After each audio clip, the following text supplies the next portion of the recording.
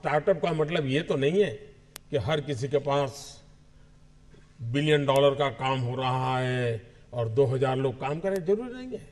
5 लोगों को भी अगर मैं रोजगार देता हूं तो मेरा स्टार्टअप मेरे देश को आगे बढ़ा रहा है।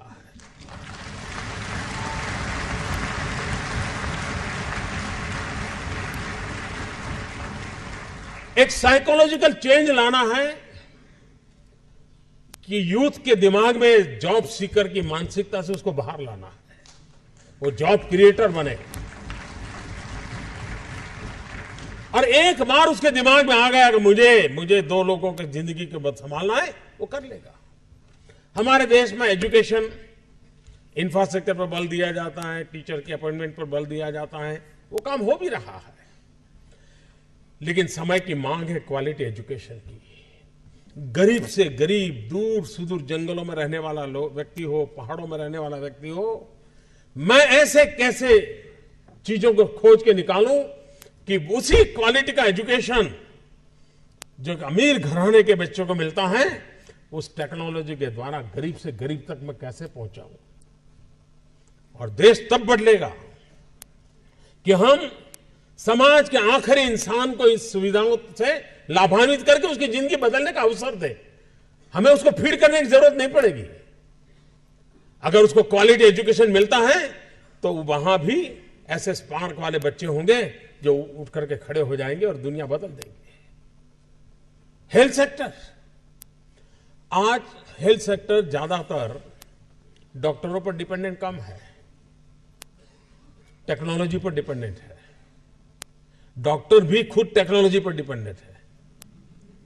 मशीन तय करता है कि तुम्हें क्या तकलीफ है, फिर डॉक्टर कहता है ठीक है, मैं किताब देख कर ले लो।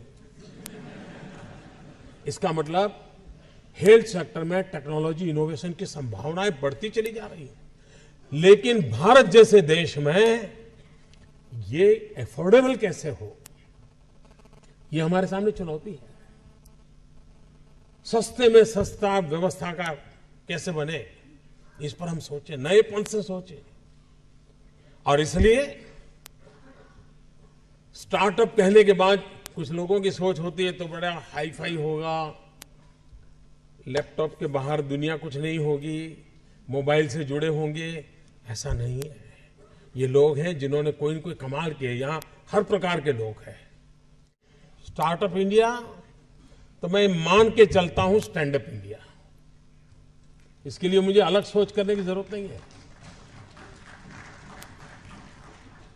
जिस देश के पास 800 मिलियन 35 से कम आयु के नौजवान हो, जिस देश के नौजवानों के पास टैलेंट हो, हाथ में हुनर हो, अपरंपार सपने हो और पूरी दुनिया में अवकाश ही अवकाश हो, क्या नहीं हो सकता है। आज मैं आईटी प्रोफेशनल से कहना चाहूंगा, विश्व के किसी भी दुनिया के देश के नेताओं से मैं मिलता हूं, दुनिया का कोई भी डेलीगेशन आता है, उनकी जो बातों होती है उसमें एक चिंता हर एक को सता रही है और वो है साइबर सिक्योरिटी। हर कोई परेशान है साइबर सिक्योरिटी को लेकर के। क्या भारत साइबर सिक्योरिटी प्रोवाइडर के रूप में अथॉरिटी बन सकता है?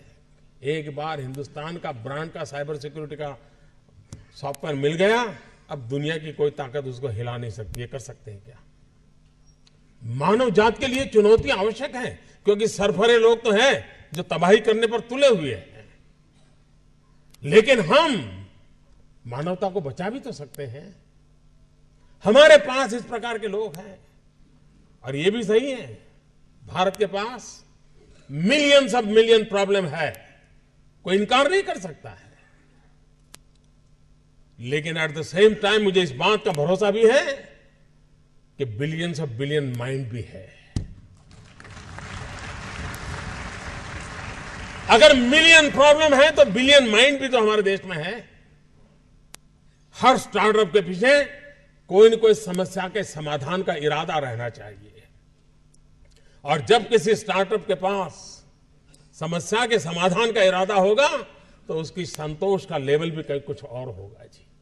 जब किसी की जिंदगी में बदलाव लाता है तो उसको एक सेटिस्फेक्शन मिलता है।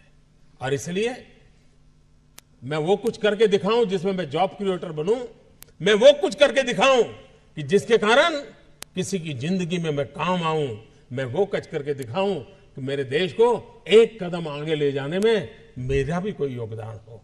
इतना भी अगर सपना लेकर के हम चलते हैं, हम बहुत कुछ कर सकते हैं।